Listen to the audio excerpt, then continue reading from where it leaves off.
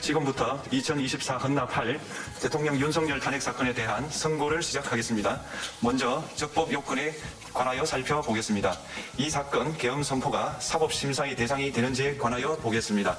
고위공직자의 헌법 및 법률 위반으로부터 헌법 질서를 수호하고자 하는 탄핵 심판의 취지를 고려하면 이 사건 계엄 선포가 고도의 정치적 결단을 요하는 행위라 하더라도 그 헌법 및 법률 위반 여부를 심사할 수 있습니다. 국회 법사위 조사 없이 이 사건 탄핵 소추안을 의결한 점에 대하여 보겠습니다. 헌법은 국회의 소추 절차를 입법에 맡기고 있고 국회법은 법사위 조사 여부를 국회의 재량으로 규정하고 있습니다. 따라서 법사위의 조사가 없었다고 하여 탄핵 소추 의결이 부적법하다고 볼 수 없습니다. 이 사건 탄핵 소추안의 의결이 일사부재의 원칙에 위반되는지 여부에 대해서 보겠습니다. 국회법은 부결된 안건을 같은 회기 중에 다시 발의할 수 없도록 규정하고 있습니다. 피청구인에 대한 1차 탄핵소추안이 제418회 정기회 회기에 투표 불성립되었지만 이 사건 탄핵소추안은 제419회 임시회 회기 중에 발의되었으므로 일사부재의 원칙에 위반되지 않습니다. 한편 이에 대해서는 다른 회기에도 탄핵소추안의 발의 횟수를 제한하는 입법이 필요하다는 재판관 정형식의 보충 의견이 있습니다. 이 사건 계엄이 단시간 안에 해제되었고 이로 인한 피해가 발생하지 않았으므로 보호이익이 헌결되었는지 여부에 대해서 보겠습니다. 이 사건 계엄이 해제되었다고 하더라도 이 사건 계엄으로 인하여 이 사건 탄핵 사유는 이미 발생하였으므로 심판의 이익이 부정된다고 볼 수 없습니다. 소추 의결서에서 내란죄 등 형법 위반 행위로 구성하였던 것을 탄핵 심판 청구 이후에 헌법 위반 행위로 포섭하여 주장한 점에 대하여 보겠습니다. 기본적 사실관계는 동일하게 유지하면서 적용 법조문을 철회, 변경하는 것은 소추 사유의 철회, 변경에 해당하지 않으므로 특별한 절차를 거치지 않더라도 허용됩니다. 피청구인은 소추 사유에 뇌란죄 관련 부분이 없었다면 의결 정족수를 충족하지 못하였을 것이라고 주장하지만 이는 가정적 주장에 불과하며 객관적으로 뒷받침할 만한 근거도 없습니다. 대통령의 지위를 탈취하기 위하여 탄핵 소추권을 남용하였다는 주장에 대하여 보겠습니다.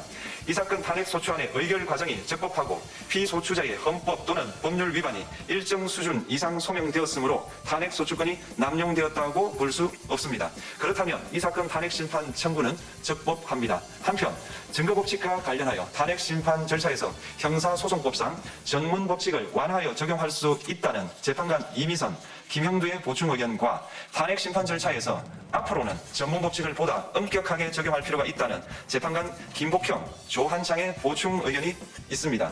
다음으로 피청구인이 직무 집행에 있어 헌법이나 법률을 위반하였는지 피청구인의 법 위반 행위가 피청구인을 파면할 만큼 중대한 것인지에 관하여 살펴보겠습니다. 우선 소추 사유별로 살펴보겠습니다. 1. 이 사건 계엄 선포에 관하여 보겠습니다. 헌법 및 계엄법에 따르면 비상계엄 선포의 실체적 요건 중 하나는 전시, 사변 또는 이에 준하는 국가 비상사태로 저가 교전 상태에 있거나 사회 질서가 극도로 교란되어 행정 및 사법 기능의 수행이 현저히 곤란한 상황이 현실적으로 발생하여야 한다는 것입니다. 피청구인은 야당이 다수 의석을 차지한 국회의 이례적인 탄핵소추 추진, 일방적인 입법권 행사 및 예산삭감 시도 등의 전횡으로 인하여 위와 같은 중대한 위기사항이 발생하였다고 주장합니다. 피청구인의 취임 후 이 사건 계엄 선포 전까지 국회는 행안부 장관, 검사, 방통위 위원장, 감사원장 등에 대하여 총 22건의 탄핵소추안을 발의하였습니다. 이는 국회가 탄핵소추 사유의 위헌, 위법성에 대해 숙고하지 않은 채 법 위반의 의혹에만 근거하여 탄핵심판 제도를 정부에 대한 정치적 압박 수단으로 이용하였다는 우려를 낳았습니다. 그러나 이 사건 계엄 선포 당시에는 검사 1인 및 방통위 위원장에 대한 탄핵심판 절차만이 진행 중이었습니다. 피청구인이 야당이 일방적으로 통과시켜 문제가 있다고 주장하는 법률안들은 피청구인이 제의를 요구하거나 공포를 보류하여 그 효력이 발생되지 않은 상태였습니다.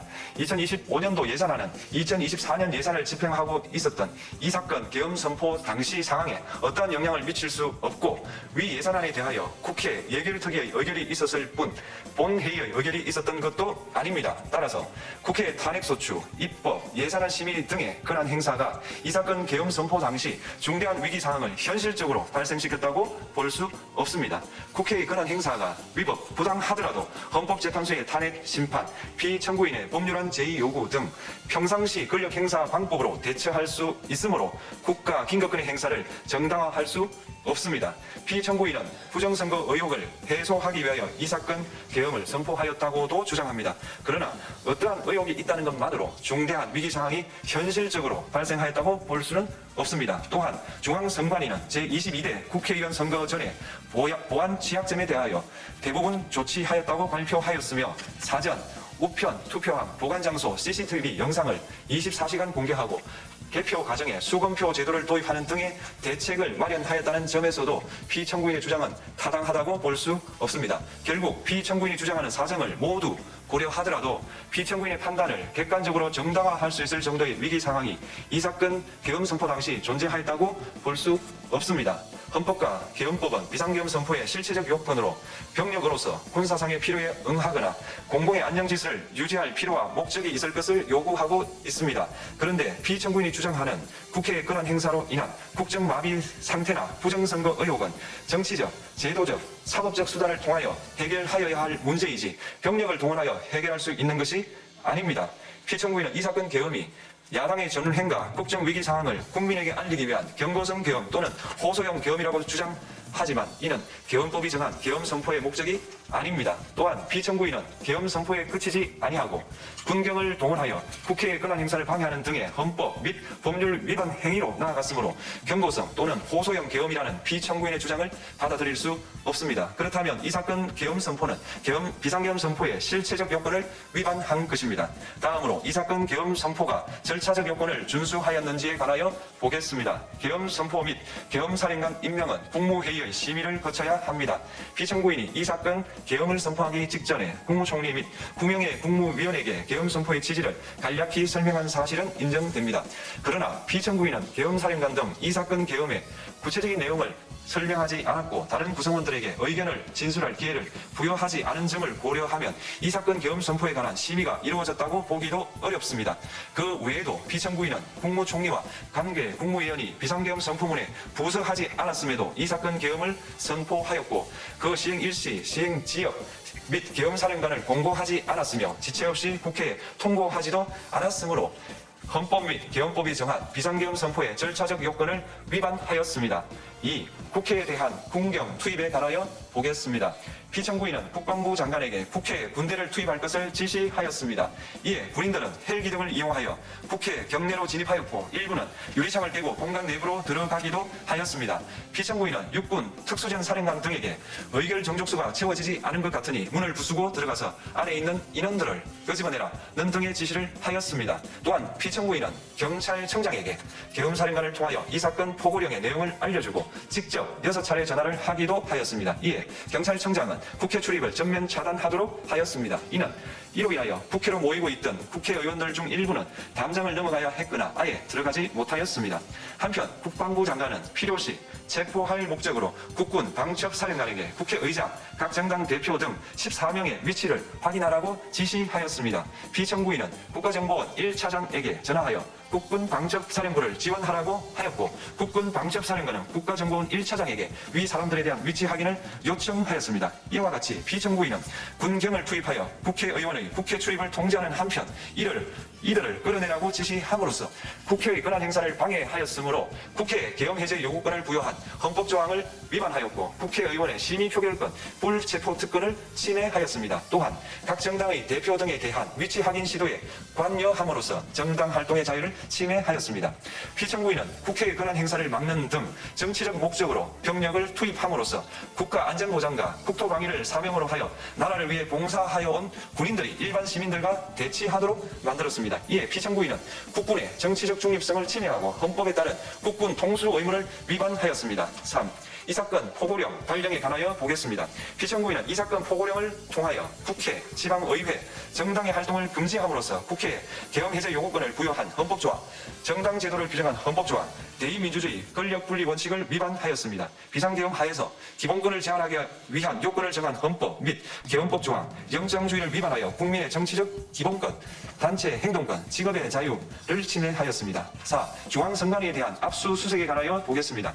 피청구인은 국방부 장관 장관에게 병력을 동원하여 선관위의 전산 시스템을 점검하라고 지시하였습니다. 이에 따라 중앙선관위 청사에 투입된 병력은 출입 통제를 하면서 당직자들의 휴대전화를 압수하고 전산 시스템을 촬영하였습니다. 이는 선관위에 대하여 영장 없이 압수수색을 하도록 하여 영장주의를 위반한 것이자 선관위의 독립성을 침해한 것입니다. 5. 법조인에 대한 위치 확인 시도에 관하여 보겠습니다. 앞서 말씀드린 바와 같이 피청구인은 필요시 체포할 목적으로 행해진 위치 확인 시도에 관여하였는데 그 대상에는 퇴임한 지 얼마 되지 않은 전 대법원장 및 전 대법관도 포함되어 있었습니다. 이는 현직 법관들로 하여금 언제든지 행정부에 의한 체포 대상이 될 수 있다는 압력을 받게 하므로 사법권의 독립을 침해한 것입니다. 지금까지 살펴본 피청구인의 법 위반 행위가 피청구인을 파면할 만큼 중대한 것인지 관하여 보겠습니다. 피청구인은 국회와의 대립상을 타개할 목적으로 이 사건 계엄을 선포한 후 군경을 투입시켜 국회의 헌법상 권한 행사를 방해함으로써 국민주권주의 및 민주주의를 부정하고 병력을 투입시켜 중앙선관위를 압수수색하도록 하는 등 헌법이 정한 통치구조를 무시하였으며 이 사건 포고령을 발령함으로써 국민의 기본권을 광범위하게 침해하였습니다. 이는 이러한 행위는 법치국가 원리와 민주국가 원리의 기본 원칙들을 위반한 것으로 그 자체로 헌법 질서를 침해하고 민주공화정의 안정성에 심각한 위해를 끼쳤습니다. 한편 국회가 신속하게 비상계엄 해제 요구를 결의할 수 있었던 것은 시민들의 저항과 군경의 소극적인 임무 수행 덕분이었으므로 이는 피청구인의 법 위반에 대한 중대성 판단에 영향을 미치지 않습니다. 대통령의 권한은 어디까지나 헌법에 의하여 부여받은 것입니다. 피청구인은 가장 신중히 행사되어야 할 권한이 국가기능권을 헌법에서 정한 한계를 벗어나 행사하여 대통령으로서의 권한 행사에 대한 불신을 초래하였습니다. 피청구인이 취임한 이래 야당이 주도하고 이례적으로 많은 탄핵소추로 인하여 여러 고위공직자의 권한 행사가 탄핵 심판 중 정지되었습니다. 2025년도 예산안에 관하여 헌정사상 최초로 국회 예산결산특별위원회에서 정액 없이 감액에 대해서만 야당 단독으로 의결하였습니다. 피청구인이 수립한 주요 정책들은 야당의 반대로 시행될 수 없었고 야당은 정부가 반대하는 법률안들을 일방적으로 통과시켜 피청구인의 제의 요구와 국회의 법률안 의결이 반복되기도 하였습니다. 그 과정에서 피청구인은 야당의 전횡으로 국정이 마비되고 국익이 현저히 저해되어 가고 있다고 인식하여 이를 어떻게든 타개하여야만 한다는 막중한 책임감을 느끼게 되었을 것으로 보입니다. 피청구인이 국회의 권한 행사가 권력 남용이라거나 국정 마비를 초래하는 행위라고 판단한 것은 정치적으로 존중되어야 합니다. 그러나 피청구인과 국회 사이에 발생한 대립은 일방의 책임에 속한다고 보기 어렵고 이는 민주주의 원리에 따라 해소되어야 할 정치의 문제입니다. 이에 관한 정치적 견해의 표명이나 공적 의사결정은 헌법상 보장되는 민주주의와 조화될 수 있는 범위에서 이루어져야 합니다. 국회는 소수 의견을 존중하고 정부와의 관계에서 관용 그리고 자제를 전제로 대화와 타협을 통하여 결론을 도출하도록 노력하였어야 합니다. 피청구인 역시 국회의 대표인 국회를 협치의 대상으로 존중하였어야 합니다. 그럼에도 불구하고 피청구인은 국회를 배제의 대상으로 삼았는데 이는 민주정치의 전제를 허무는 것으로 민주주의와 조화된다고 보기 어렵습니다. 피청구인은 국회의 권한 행사가 다소의 횡포라고 판단했다 하더라도 헌법이 예정한 자구책을 통해 견제와 균형이 실현될 수 있도록 하였어야 합니다. 피청구인은 취임한 때로부터 약 2년 후에 치러진 국회의원 선거에서 피청구인이 국정을 주도하도록 국민을 설득할 기회가 있었습니다. 그 결과가 피청구인의 의도에 부합하지 않더라도 야당을 지지한 국민의 의사를 배제하려는 시도를 하여서는 안 되었습니다. 그럼에도 불구하고 피청구인은 헌법과 법률을 위반하여 이 사건 계엄을 선포함으로써 국가긴급권 남용의 역사를 재현하여 국민을 충격에 빠뜨리고 사회, 경제, 정치, 외교 전 분야의 혼란을 야기하였습니다. 국민 모두의 대통령으로서 자신을 지지하는 국민을 초월하여 사회 공동체를 통합시켜야 할 책무를 위반하였습니다. 군경을 동원하여 국회 등 헌법기관의 권한을 훼손하고 국민의 기본적 인권을 침해함으로써 헌법소의 책무를 저버리고 민주공화국의 주권자인 대한국민의 신임을 중대하게 배반하였습니다. 결국 피청구인의 위법 행위는 국민의 신임을 배반한 것으로 헌법소의 관점에서 용납될 수 없는 중대한 법 위반 행위에 해당합니다. 피청구인의 법 위반 행위가 헌법 질서에 미친 부정적 영향과 파급 효과가 중대하므로 피청구인을 파면함으로써 얻는 헌법소의 이익이 대통령 파면에 따르는 국가적 손실을 압도할 정도로 크다고 인정됩니다. 이에 재판관 전원의 일치된 의견으로 주문을 선고합니다. 탄핵 사건이므로 선고 시각을 확인하겠습니다. 지금 시각은 오전 11시 22분입니다. 주문, 피청구인 대통령 윤석열을 파면한다. 마치겠습니다. 헌법재판소가 2025년 4월 4일 오전 11시 22분 윤석열 대통령을 파면했습니다. 이제 전 대통령이죠.